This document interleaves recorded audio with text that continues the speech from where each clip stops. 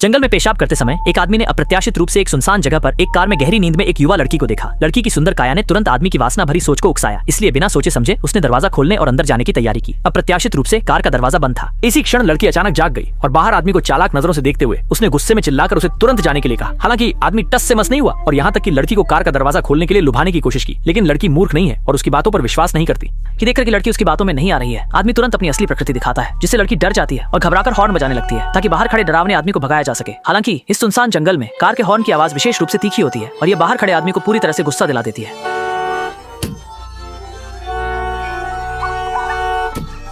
सौभाग्य से हॉर्न की आवाज ने पास के दाढ़ी वाले आदमी का ध्यान आकर्षित किया, जो आवाज का पीछा करते हुए वहां आ गया। लड़की ने पहले सोचा कि उसे एक उद्धारकर्ता मिल गया है, लेकिन उसकी निराशा के लिए दाढ़ी वाला आदमी भी उसी गंदे आदमी जैसा निकला। लड़की के प्रतिक्रिया करने से पहले दाढ़ी वाले आदमी ने उस पर एक शिकार राइफल तान दी और उसे आज्ञाकारी होकर कार का दरवाजा खोलने की धमकी दी। बल प्रयोग की धमकी का सामना करते हुए लड़की के पास मानने के अलावा कोई विकल्प नहीं था। अनुभवहीन लड़की ने कभी ऐसी स्थिति का सामना नहीं किया था और वह इतनी डरी हुई थी कि उसने वहीं पर अपने कपड़े गीले कर दिए। जब लड़की ने सोचा कि वह बर्बाद हो गई है, उसे नहीं पता था कि उसके पिता, जो दूर नहीं थे, ने भी हॉर्न की आवाज सुनी। उन्होंने जल्दी से अपने छोटे बेटे को अपनी पत्नी को सौंपा और अपनी बेटी की ओर दौड़े। हालांकि क्योंकि वह तैयार नहीं था, जैसे ही वह उनके पास पहुंचा, उसे उन दोनों ने बेहोश कर दिया। इस बीच चिंतित मां तुरंत उनके कैंप में वापस आई और छोटे बेटे को तंबू में छिपा दिया। फिर जल्दी से अपने पति और बेटी को बचाने के लिए दौड़ी।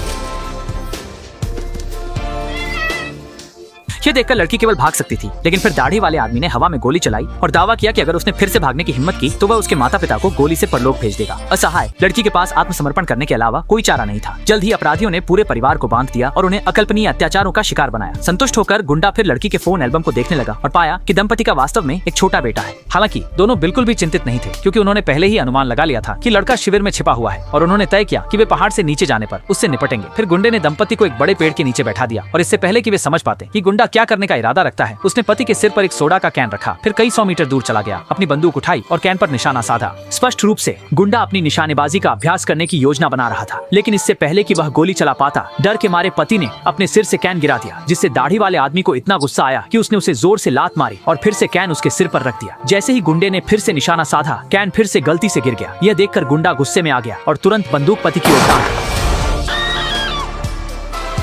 अपने पति को अपने सामने दुखद रूप से मरते हुए देखकर पत्नी भी टूट गई और जोर से संघर्ष करने लगी, लेकिन उसने जितना भी विरोध किया सब बेकार था। अगले ही पल चिड़चिड़े गुंडे ने उसे बेहोश कर दिया। जल्द ही उसके सिर पर कैन रख दिया गया।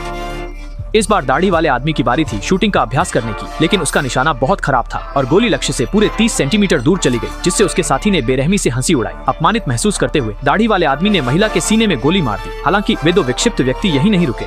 ये सुनिश्चित करने के बाद कि दंपति पूरी तरह से मर चुके थे, किसी भी निशान को मिटाने के लिए वे सीधे लड़की के पास गए और बिना कुछ कहे बेहोश लड़की को गोली मार दी। फिर अपराध स्थल से गर्व से चले गए, लेकिन जब वे परिवार के तंबू में पहुंचे तो उन्होंने पाया कि दंपति का छोटा बेटा तंबू में बिल्कुल नहीं था।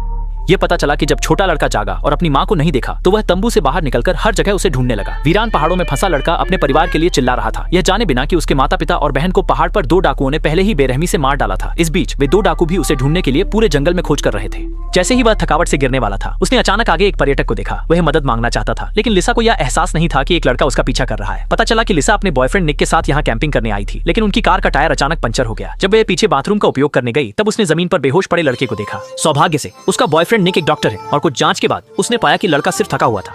हालांकि चूंकि यह जगह जंगल में है, एक भटकते हुए लड़के का अचानक प्रकट होना काफी असामान्य है। परिस्थितियों से मजबूर होकर दोनों के पास लड़के के माता पिता को खोजने के लिए पूरे जंगल की तलाशी लेने के अलावा कोई विकल्प नहीं था। हालांकि चक्कर लगाने के बाद भी उन्होंने एक भी व्यक्ति नहीं देखा। ये देखकर कि लड़का लंबे समय तक बेहोश रहा, वे उसे अस्पताल ले जाना चाहते थे, लेकिन उनकी कार का टायर पंचर हो गया था, इसलिए वे कहीं नहीं जा सकते थे और यहाँ मोबाइल फोन का सिग्नल भी नहीं था। ठीक जब दोनों नहीं जानते थे कि क्या करना है, अचानक पीछे से एक छोटी कार आ गई। उन्होंने सोचा कि वह व्यक्ति स्थानीय निवासी है और उत्सुकता से मदद मांगने के लिए आगे बढ़े। उन्हें यह नहीं पता था कि यह व्यक्ति उन अपराधियों में से एक था जिसने लड़के के परिवार की बेरहमी से हत्या की थी। जब उसे पता चला कि उन दोनों ने एक बच्चे को पाया है, तो वह जल्दी से आगे बढ़ा और देखा कि यह वही लड़का था जिसे वे ढूंढ रहे थे। हत्या के रहस्य को उजागर होने से रोकने के लिए उस व्यक्ति ने तुरंत नाटक किया और झूठा दावा किया कि उसने कल लड़के के परिवार को पहाड़ पर खेलने जाते हुए देखा था। उसने अनुमान लगाया कि परिवार पर रास्ते में जंगली जानवरों ने हमला किया हो सकता है और इसलिए उसने निक, जो एक डॉक्टर है, से उसके साथ पहाड़ पर चलने के लिए कहा ताकि जांच की जा सके। कुछ बातचीत के बाद लिसा बच्चे की देखभाल के लिए पीछे रह गई, जबकि निक गुंडे के साथ पहाड़ पर लड़के के माता पिता को खोजने के लिए गया। हालांकि जैसे ही वे पहाड़ पर चढ़े, एक और गुंडा गाड़ी चलाकर आ गया। पहले तो लिसा ने सोचा कि वह व्यक्ति भी स्थानीय ग्रामीण है, इसलिए उसने ज्यादा ध्यान नहीं दिया। इस बीच दूसरी ओर निक उस व्यक्ति के साथ पहाड़ पर गया, लेकिन उसकी हैरानी की बात यह थी कि गुंडा उसे सीधे उस जगह ले गया जहाँ कल हत्या हुई थी। जब उसने 3 लोगों के परिवार को जमीन पर पड़ा देखा, तो निक, जो एक डॉक्टर था, उन्हें बचाने के लिए स्वाभाविक रूप से आगे बढ़ा और यह देखकर हैरान रह गया कि लड़की की मां में अभी भी हल्की सांस थी। ये देखकर निक बहुत उत्साहित हो गया और उसने तुरंत कुछ निकालकर प्राथमिक उपचार शुरू करने की सोची, लेकिन उन्हें यह नहीं पता था कि उनके पीछे खड़ा गुंडा इस दृश्य को देखकर उसी क्षण वह निर्णय लेकर हत्या कर दी जाए। इस क्षण ने निक को इतना डरा दिया कि उसकी आत्मा कांप उठी। स्थिति की गंभीरता को समझते हुए उसने अचानक अपराधी को धक्का दिया और भाग खड़ा हुआ। जब तक अपराधी गोली चलाने की तैयारी करता, निक पहले ही जंगल में छिप चुका था और गायब हो गया। उसी समय पहाड़ी के नीचे लिसा ने भी गोली की आवाज सुनी और जब उसने महसूस किया कि उसके साथी ने गड़बड़ कर दी है तो दाढ़ी वाला आदमी बंदूक लेने के लिए कार की ओर मुड़ा। असामान्यता को भांपते हुए लिसा तेजी से कार में छिप गई, लेकिन ऊपर आते ही दाढ़ी वाले ने बिना कुछ कहे कार की खिड़की तोड़ दी। संकट की घड़ी में लिसा ने एक चाकू से दाढ़ी वाले के हाथ को काट दिया और फिर जब वह अपने घाव को बांध रहा था तो वह बच्चे को लेकर जल्दी से जंगल में भाग गई। इस दृश्य को देखकर दाढ़ी वाला व्यक्ति गुस्से से पागल हो गया, इसलिए उसने तुरंत शिकारी कुत्तों को पीछा करने के लिए छोड़ दिया। लेकिन दाढ़ी वाले व्यक्ति ने कभी नहीं सोचा था कि शिकारी कुत्ते रास्ते में एक मरी हुई जंगली सुअर को पाएंगे और तुरंत ही लालच में आकर उसका आनंद लेने लगेंगे। मजबूरी में दाढ़ी वाला अकेले ही लिसा को खोजने गया, लेकिन उसे पता नहीं था कि भागता हुआ निक भी इसी क्षेत्र में आ गया है और पीछे के गुंडे के साथ लुका छिपी का खेल खेल रहा है। जब गुंडा आसपास को ध्यान से देख रहा था तभी थोड़ी दूर पर अचानक कुछ हलचल हुई तो उसने तुरंत गोली चला दी। लेकिन जब वह पास गया तो डर के मारे देखा कि उसने अपने अच्छे दोस्त दाढ़ी वाले को ही मार दिया है।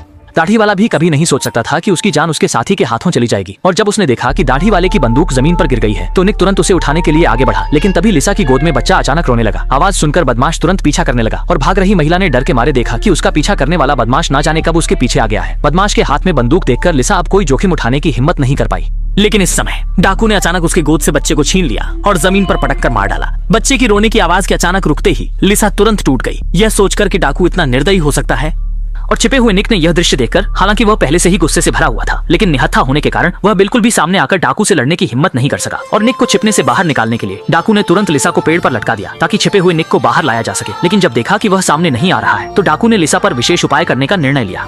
然而就在此时，山脚下却传来一阵汽车引擎声。原来尼克因为害怕歹徒手上的枪，于是悄悄顺走了大胡子的车钥匙，决定跑下女友偷偷溜走。इस स्थिति को देखकर डाकू तुरंत घबरा गया। अपनी हत्या की बात बाहर न आने देने के लिए डाकू ने एक रस्सी से लिसा को बांध दिया और उसे लेकर निक का पीछा करने लगा। हालांकि आधे रास्ते में लिसा ने डर के मारे देखा कि जमीन पर पड़ा लड़का गायब हो गया है। ये स्पष्ट था कि निक बच्चे को लेकर पुलिस स्टेशन मदद के लिए जा रहा है। ये देखकर डाकू डर के मारे भागने लगा और खुद को जेल से बचाने के लिए उसने तुरंत लिसा को लेकर निक की दिशा में पीछा किया, लेकिन लिसा उसे सफल नहीं होने देगी।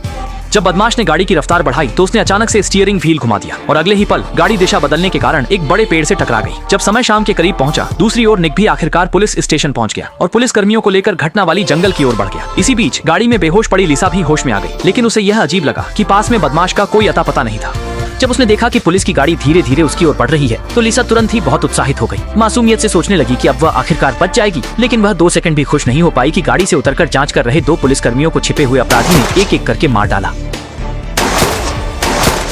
और ये दृश्य देखकर निक तुरंत अपनी प्रेमिका को छोड़कर फिर से कार चलाकर भागने वाला था। नतीजा ये हुआ कि अगले ही पल उसे कंधे पर एक गोली लगी और फिर अपराधी लंगड़ाते हुए उसके पास आ गया। लेकिन उसे यह नहीं पता था कि इस तरफ लिसा पहले ही बंधन से मुक्त हो चुकी थी और तेजी से कार का दरवाजा खोलकर भाग गई। घबराहट में डाकू ने सीधे बंदूक का मुंह निक की ओर कर दिया और लिसा को धमकी दी कि अगर वह बाहर नहीं आई तो वह निक के सिर में गोली मार देगा। और दयालु लिसा स्वाभाविक रूप से अपने प्रेमी को मरते हुए नहीं देख सकती थी। इस तरह दोनों फिर से डाकू के हाथों में फंस गए। लेकिन डाकू को दोनों को मारने की जल्दी नहीं थी, क्योंकि पलटने के दौरान उसकी टांग घायल हो गई थी और वह लिसा से ड्राइवर बनने की उम्मीद कर रहा था। इसके बाद उसने बंदूक लीजा के सिर पर तान दी और उसे धमकाया कि वह गाड़ी को सुरक्षित क्षेत्र में ले जाए। लेकिन उसे यह नहीं पता था कि लीजा चुपचाप मानने का इरादा नहीं रखती थी और उसके मन में कुछ और ही विचार चल रहे थे।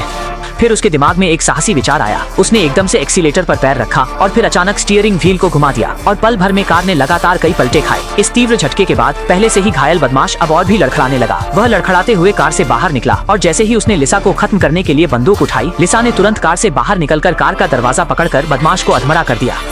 अभी तक डाकू प्रतिक्रिया भी नहीं कर पाया था कि लिसा ने पास के पत्थर को उठा लिया और जमीन पर पड़े शैतान को पूरी तरह से कानून के हवाले कर दिया। लेकिन जल्द ही वह कमजोरी के कारण बेहोश हो गई। जब लिसा फिर से होश में आई तो उसे पुलिस कर्मियों द्वारा अस्पताल में इलाज के लिए भेजा जा चुका था और उसका बॉयफ्रेंड भी सुरक्षित रूप से बगल के कमरे में लेटा हुआ था। इस घटना के बाद दोनों शायद ही कभी उस सुनसान जगह पर कैंपिंग करने की हिम्मत करेंगे और इसी के साथ फिल्म का अंत हो जाता है।